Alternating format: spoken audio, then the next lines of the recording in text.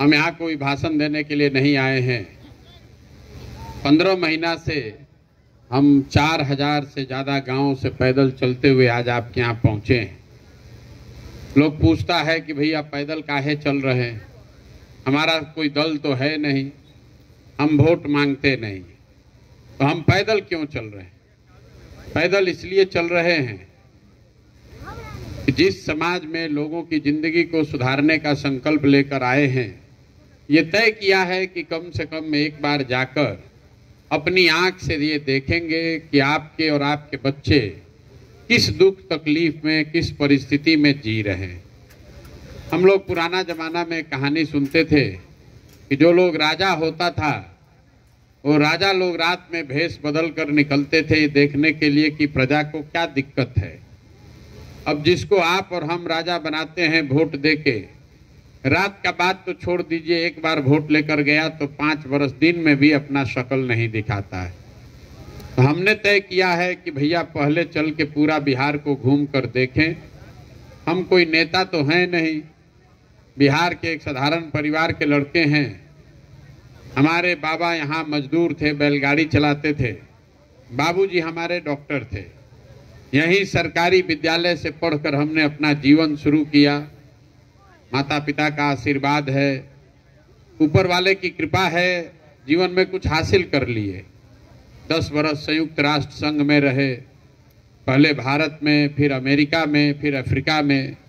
2011 से में जब देश में वापस लौटे तो 10 वर्ष जो हमने काम किया है उसको लोग कहता है चुनावी रणनीतिकार, चुनाव प्रबंधक। कुछ आदमी ये भी कहता है ये भाई तो इस दल को जिताए, उस नेता को जिताए, अब आकर बिहार में काहे घूम रहे हैं। आपको लगता है कि हम पहले कुछ दूसरा करते थे, अब दूसरा कर रहे हैं। ऐसी बात नहीं है। फर्क बस इतना ही है कि 10 वर्ष तक हमने दलों को, नेताओं को सलाह दिया और उनको जिताया, लेकिन 10 वर्ष में ये अनुभव हुआ कि नेताओं के, दलों के जीतने से जनता का जीवन नहीं बदलता है। बहुत हर दल को जिता कर देखे, हर राज्य में जिताए, उससे जनता का जीवन नहीं बदलता है। तो हमको ये अनुभव हुआ कि अगर भगवान ने हमको शक्ति बुद्धि दिया है, जिसका हाथ पकड़ते हैं, जिसको सलाह देते हैं, वही चुनाव जीत जा रहा है। नेता और दल को तो बहुत जिता लिए, एक बार चल के बिहार की जनता को सलाह देते हैं, उनका हाथ पकड़ते हैं और आपके बच्चों को जिताते हैं। काम वही कर रहे हैं, नेता और दल को छोड़ के जनता को सलाह दे रहे हैं। आपको भी अभी 10-15 मिनट में यही बात बताएंगे, आपको अपनी समझ बताएंगे कि बिहार में लोगों की दुर्दशा क्यों है और इस दुर्दशा से निकलने का रास्ता क्या है। आप बात को सुनिए, समझ में आए तो अपनाइए, न समझ में आए तो कोई बात नहीं है। जिस दल का, जिस नेता का झंडा लेके घूम रहे हैं, घूमिए।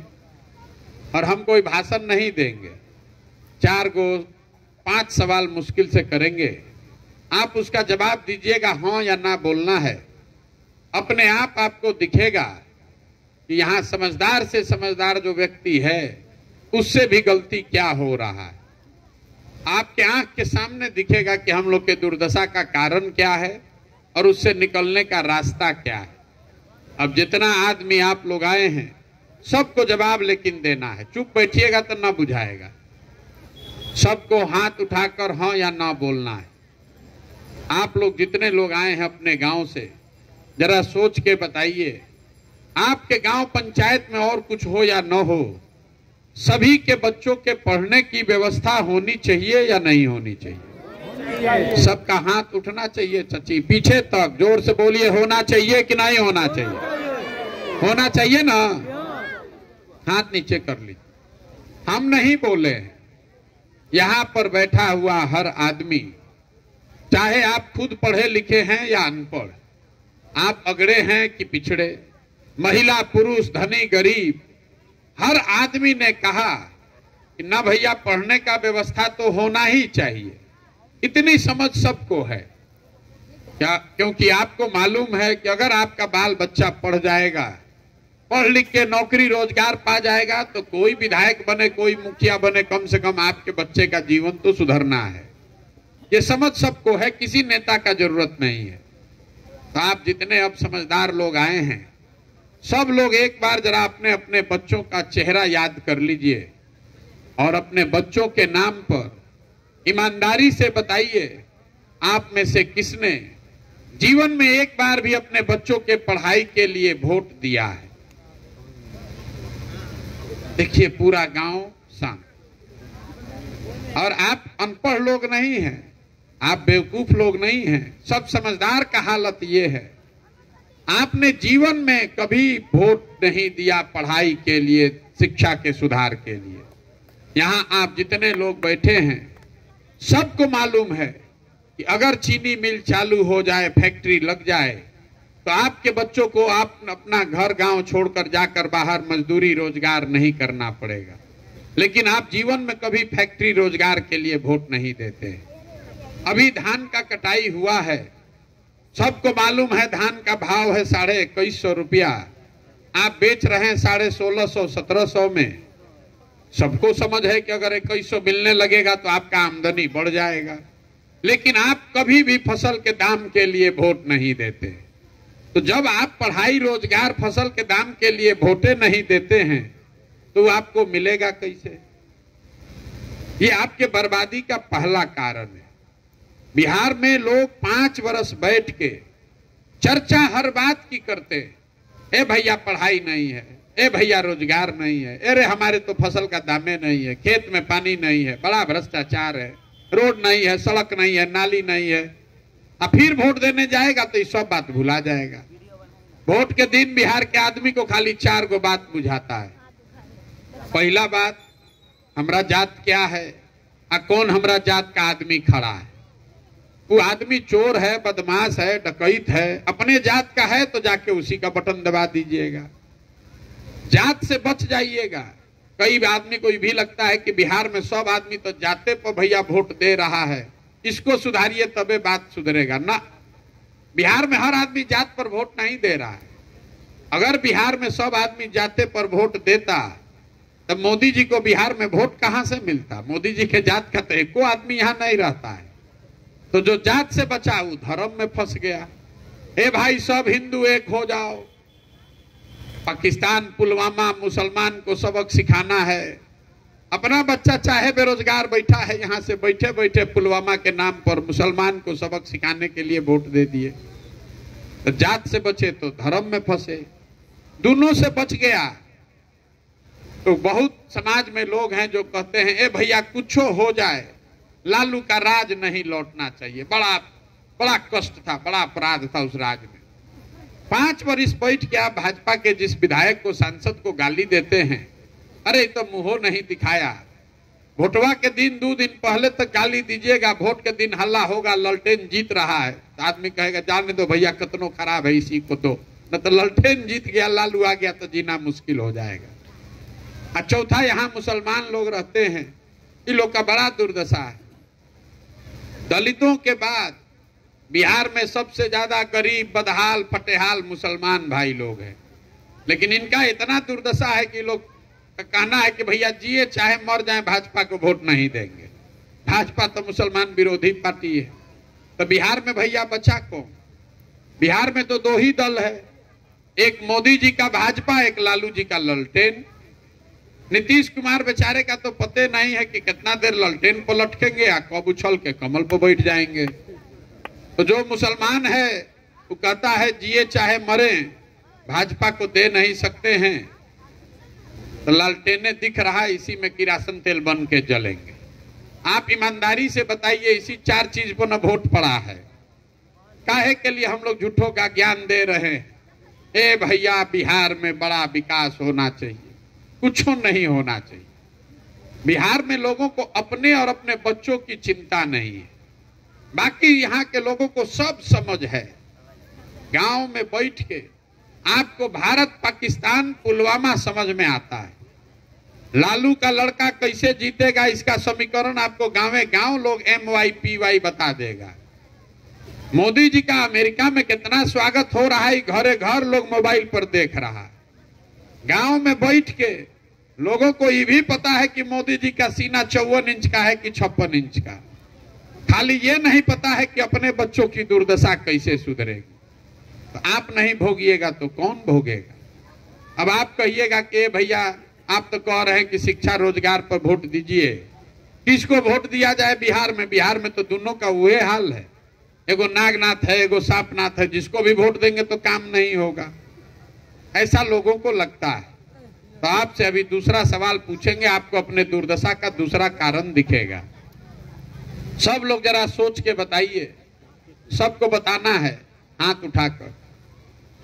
अभी तक जीवन में आपने अपनी समझ से जिसको भी वोट दिया, उन नेताओं ने आपका काम कुछ किया कि नहीं किया? हाथ उठाकर बोलिए, सबको बताना है, किया है कि नहीं किया है? नहीं किया है, हाथ नीचे कर लीजिए। देखिए सब गांव के समझदार आदमी लोग बोले हैं, महिला पुरुष सब, ये भैया जिसको भी वोट दिए कोई हम लोग का काम नहीं किया। तो हम अभी गिनवाना शुरू करते हैं। सही बोले तो हाँ बोलिएगा जरूर, गलत बोले तो तुरंत ना बोलिएगा। बिहार में हम लोग घर घर से 5 किलो अनाज के लालच में मोदी जी को, भाजपा को वोट दिए हैं। तो बिहार में चाहे जितना चोरी भ्रष्टाचार हो, 1 किलो चोरी करके 4 किलो अनाज यहाँ के गरीब को हर महीना मिल रहा है कि नहीं मिल रहा है? सबको बोलना है, मिल रहा है कि नहीं मिल रहा है? मिल रहा है। आपने, हमने, सबने वोट दिया कि भाई अयोध्या में राम मंदिर बनना चाहिए। तो आपके गांव में नाली, गली, रोड, सड़क, अस्पताल, फैक्ट्री बने चाहे मत बने, अयोध्या में राम मंदिर बन रहा है कि नहीं बन रहा है? इतना धीमे आवाज में बोलिएगा तो कैसे होगा? बन रहा है कि नहीं बन रहा है? बन रहा है। आपने, हमने, कई लोगों ने वोट दिया नीतीश कुमार को, ए भाई बिजली का दशा कम से कम बिहार में सुधरना चाहिए। तो नीतीश के राज में, इसी बदहाल बिहार में बिजली का बिल 2000 आए चाहे 6000, घरे घरे बिजली आया है कि नहीं आया? आपने, हमने वोट दिया मोदी जी को सिलेंडर के लालच में, तो सिलेंडर का दाम 1200 हो कि 1000, घरे घरे सिलेंडर बट गया कि नहीं बटा? आपने, हमने वोट दिया जात के नाम पर अपने जात के नेता को, तो बिहार में आपके बच्चे के रोजगार, पढ़ाई का कोई बात करे चाहे मत करे, जात का बात और जात का गिनती पूरा बिहार में घरे घरे हो रहा है कि नहीं हो रहा है?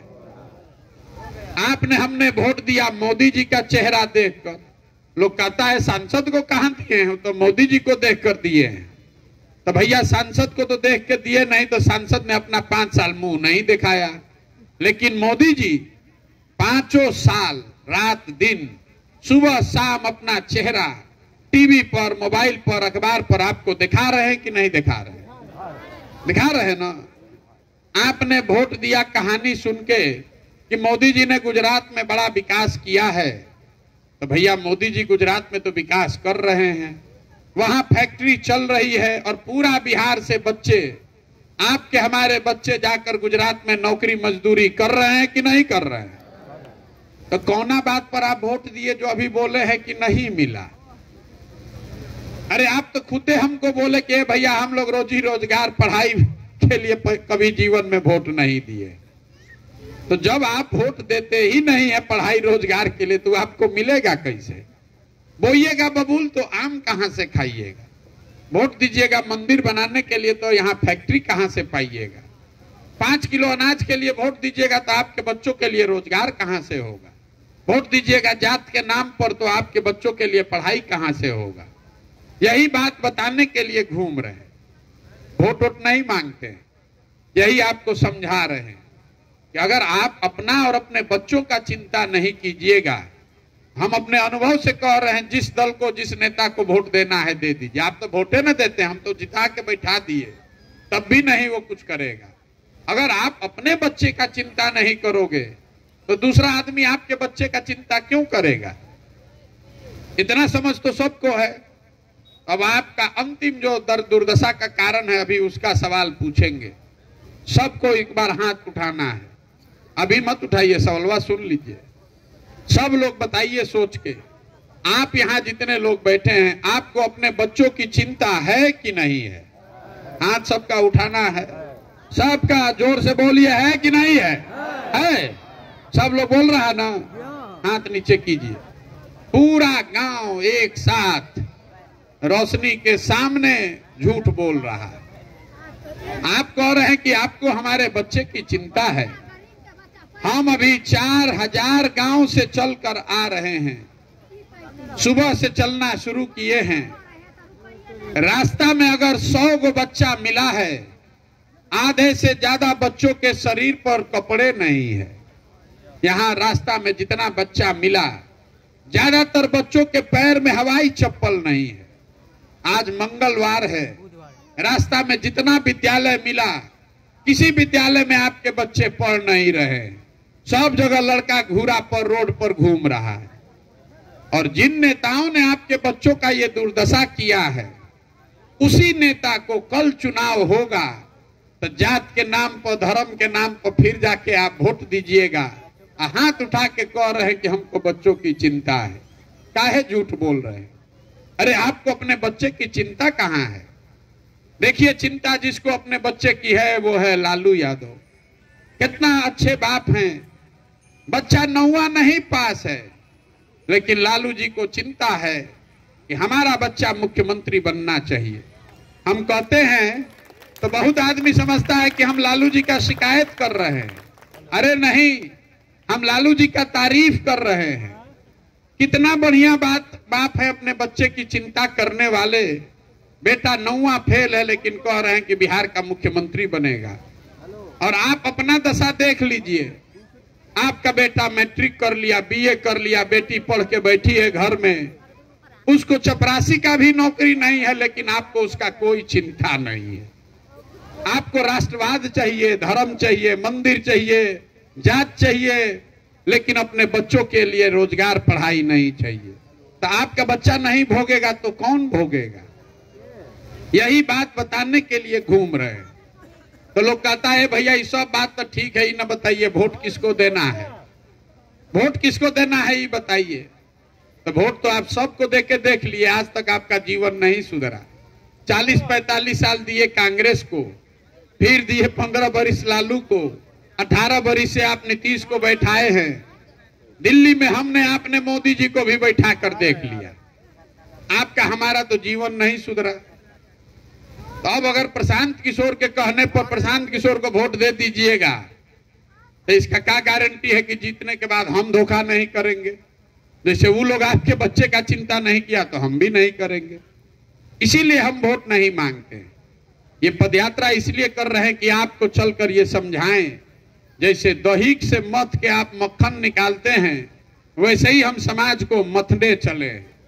आप ही के बीच से ऐसे लोगों को चुनकर निकालना चाहते हैं जिनका ये विश्वास है कि नहीं, बिहार में एक नया विकल्प बनना चाहिए, एक बेहतर विकल्प बनना चाहिए।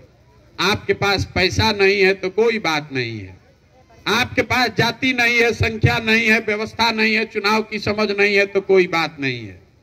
वो पैसे का चिंता, व्यवस्था, चुनाव का चिंता अपने भाई, अपने बेटे प्रशांत किशोर पर छोड़िए। लेकिन अगर आप समझते हैं कि बिहार में नया विकल्प बनना चाहिए तो एक बार अपने बच्चों के लिए खड़ा होइए। बहुत आदमी कहता है भैया बिहार में चुनाव कैसे जीतेंगे शरीफ आदमी। आप जैसे लोगों के लिए ही, शरीफ लोगों के लिए, ग्रीस के बहुत बड़े दार्शनिक थे प्लेटो, उन्होंने बताया कि लोकतंत्र में अगर शरीफ समझदार लोग राजनीति में भागीदार नहीं बनेंगे तो उनको इस बात के लिए तैयार रहना चाहिए कि कोई ना कोई समाज का मूर्ख आदमी उनका राजा बनकर उन पर शासन करेगा।